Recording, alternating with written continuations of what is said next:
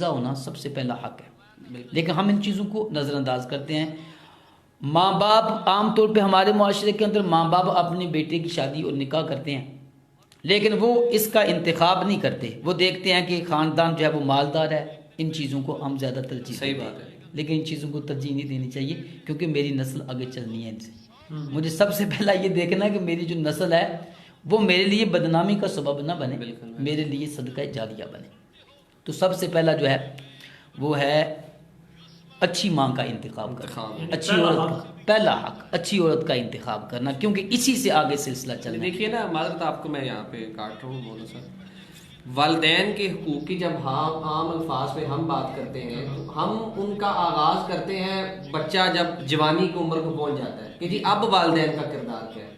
तो यहाँ पे बड़ी दिलचस्प बात मौलाना साहब ने ये की है कि आपने बच्चे का पेट में आने से पहले जो वालिद का किरदार है वो है माँ का इंतखाब, यानी यहाँ पे औलाद के हुकूक का आगाज हो चुका है। औलाद का डायरेक्ट जो ताल्लुक है वो वालिदा से बन चुका है। ज़ारा जी, ये एक सिलसिला, एक कुदरती निज़ाम कुदरत है ना। जी जी। देखिए, इंसान जब किसी ज़मीन में बीज बोता है ना, तो सबसे पहले उस ज़मीन को ज़रखेज़ करता है, सही, उसके माहौल को देखते हैं, कितनी मेहनत करता है एक बीज बोने के लिए। बड़ी अच्छी। तो अब उसने औलाद का बीज बोना तो उसको सोचना चाहिए ना, क्योंकि ये तो गंदम है, कट जाएगी, खा लेंगे, खत्म हो जाएगी, लेकिन ये चीज़ है जो आपकी क़यामत तक चलेगी। इसके लिए आपको अच्छी ज़मीन का इंतखाब करना होगा। पहली वालदा का इंतखाब, वालदा का इंतखाब, फिर उसके बाद अल्लाह तबारक व तआला करम फरमाए औलाद हो।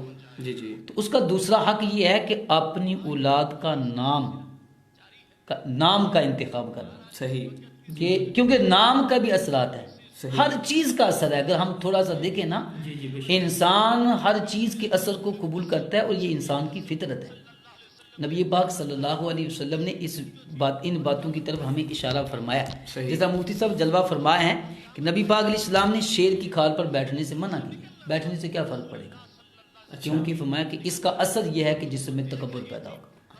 अच्छा, बकरे की खाल पे बैठने का हुक्म दिया और उसको सुन्नत करार दिया, क्योंकि इससे आजिज़ी पैदा होती है। यानी जब कोई चीज़ आपकी जिस्म से लगती है, आप सोचने की उसका इतना असर है कि आपके जिस्म में जो है वो तब्दीली आ जाती है, आपकी तबीयत में जो है वो तब्दीली आ जाती है। तो फिर जब हम बच्चे का नाम रखते हैं तो उस नाम का भी एक असर होगा। अच्छा, ठीक है, अच्छे नाम का इंतखाब करना। और नबी पाक सल्लल्लाहु अलैहि वसल्लम की जो हदीस है, सरकार ने फरमाया जिसके यहाँ बेटा पैदा हो, सम्माहु लहू मुहम्मद, और वो अपने बेटे का नाम मेरे नाम से बरकत की वजह से मोहम्मद रखे, तो अल्लाह ताला माँ बाप को भी बख्श देता है और बेटे को भी बख्श देता है। सही, ठीक है। तो अच्छे नाम का इंतखाब करना, मोहम्मद रखे, यानी ऐसा नाम कि जिस नाम की बरकतें उसे मिले, जिस नाम का कोई अच्छा माना हो। आजकल हमारे जो ना है ना, उल्लू मुल्लू, ये बिट्ठू गट्ठू, बिल्कुल ये ड्रामे देख के हमारे खवातीन जो हैं वो बजाय इससे कि वो हमारी सुन्नत और हमारे दीन के जो मामलात हैं उनसे इम्प्रेस हो के बच्चों के नाम रखें सहाबा इकराम के नाम पे, ठीक है। उसके बाद नबी पाक सल्लल्लाहु अलैहि वसल्लम के जो दौर में, उसके बाद जो बड़े बड़े मुसलमानों के उलमा गुजरे, मुसलमानों के सिपा सलार गुजरे, उसकी बजाय हम लोग ड्रामों को तरजीह दे रहे हैं कि ड्रामों पे बच्चों का नाम रखें। और इसका सबब मैं समझता हूँ क्योंकि हम जिद्दत पसंद है ना, लेकिन हमें ये नहीं पता कि जिद्दत कहाँ पसंद करनी चाहिए। हम हर चीज़ में जिद्दत चाहते हैं ना, तो बच्चों के नामों में भी हम सोचते हैं कि ऐसा नाम जो किसी का ना हो, और दूसरा हमें ये ना कहे कि भाई ये क्या तुमने नाम रख लिया। आदम अलैहिस्सलाम से लेकर अब तक सिलसिला चला और ऐसा नाम हम तलाश कर लेंगे जिसमें खरबों अरबों इंसान दुनिया से आए चले गए, तो किसी ने ना रखा हो, तो फिर वो इंसान वाला नाम तो नहीं होगा ना, क्योंकि इंसानों वाले नाम तो पहले बड़े बड़े बुजुर्गों ने जो है वो रखे हुए हैं। तो इस चीज़ को जो है ना वो लोग ज़्यादा थे।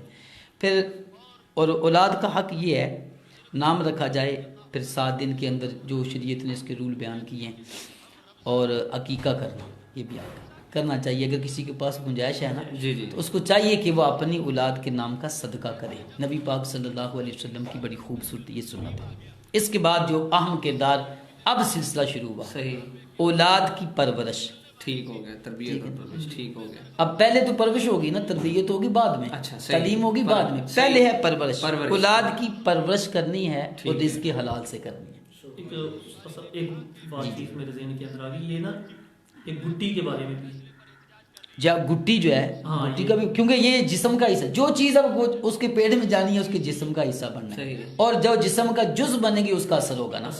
अब गुट्टी देने में भी हम तलाश करते हैं, जी जी, लेकिन अच्छे लोगों को तलाश करना चाहिए, जो अल्लाह उसके रसूल को मानने वाले हों, पाकीज़ा हूँ, पाक हूँ, मुत्तकी हूँ, परहेजगार हूँ, उसके लिए ऐसे लोगों का इंतखाब करना चाहिए। सहाबा इकराम रिज़वानुल्लाहि अलैहिम अजमाइन की नबी करीम अलैहिस्सलाम की बारगाह में वो भेजते थे जब उनके यहाँ औलादे पैदा होती थी, तो वो तबरुकन, तो आज भी हमें ऐसे उलमा को, औलिया को गुट्टी के लिए उनका इंतखाब करना चाहिए कि इससे उनका तकवा जो है वो उसकी तरफ जो है वो मुंतकिल होगा। तो बात जो मैं अर्ज कर रहा था, परवरिश, ये कितना अहम काम है। लेकिन हम समझते हैं कि परवरिश हो बच्चे की, पल जाए, भले वो हराम से पले, भले वो सूद से पले, भले वो रिश्वत से पले, हमारी नजर है कि बेटा जवान होना चाहिए। अब किस से वो जवान हो रहा है, उसकी परवरिश की चीज़ें, और ये वालिदैन इस चीज़ की तरफ तवज्जो नहीं देते, लेकिन जब वो तवज्जो देते हैं तो उस वक्त मामला बहुत ज़्यादा बिगड़ चुका होता है। ठीक है, तो औलाद की परवरिश करनी है रिज़्क़ के हलाल से, सही, क्योंकि हलाल का लुक़मा जब इंसान के जिस्म में जाएगा ना, वो इंसान के जिस्म, उसी से खून बनना है, उसी के जिस्म के आज़ा की परवरिश होनी है, तो उससे इंसान की तबीयत में उस हराम का असर पैदा होगा। बिल्कुल। तो सबसे अहम चीज़ है अपनी औलाद की परवरिश करते वक्त हलाल और हराम में तमीज़ करना, जो कि हमारे माशरे के अंदर नहीं की जाती। सैयदना सिद्दीक़ अकबर रज़ियल्लाहु ताला अन्हु का एक बड़ा खूबसूरत वाक़या कि आपका एक ग़ुलाम था, तो वो कुछ चीज़ें खाने के लिए हज़रत सिद्दीक़ अकबर रज़ियल्लाहु ताला अन्हु की बारगाह में लेकर आया, तो आपने उसको खा लिया। तो उस ग़ुलाम को बड़ा ताज्जुब हुआ कि हुजूर, पहले जब भी मैं कुछ लेकर आता था तो आप मुझसे पूछते थे कि ये कैसी है, कहाँ से लेकर आए हो, वजह क्या है, तो मुझे पूरी तहकीक फरमाते थे। तो आज आपने बगैर पूछे खा लिया, मुझसे पूछा नहीं। तो मैं कि मुझे भूख बहुत ज़्यादा लगी हुई थी, काफ़ी दिनों से नहीं खाया, तो इसलिए मेरी तवज्जो नहीं की, तो मुझे बताओ कि ये कहाँ से लेकर आए। तो उसने फिर बताया कि मैं ज़माना जाहिलियत में जब काफिर था तो मैं मंतर करता था, काहिन था, जादू टूने जिसको हम कहते हैं, तो वो मैंने अपने उस ज़माने में किया था। तो आज मैं उस कौम के पास से गुजरा तो उनका मुआवजा रहता था, तो उन्होंने मुझे ये खाना जो है ना मुआवजे के तौर पर दिया। अच्छा। तो जब हज़रत सिद्दीक़ अकबर रज़ियल्लाहु ताला अन्हु ने ये सुना ना, तो आपने फिर बातकल्लुफ़ जो कुछ खाया तो उसको बाहर निकालना, यानी क्या करना चाहिए।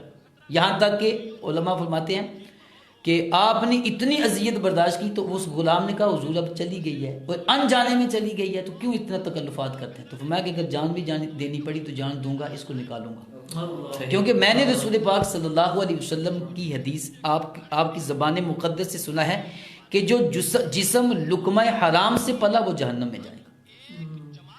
और कुरान हमें क्या कहता है, या अय्युहल्लज़ीना आमनू कू अनफुसकुम व अहलीकुमुन नार।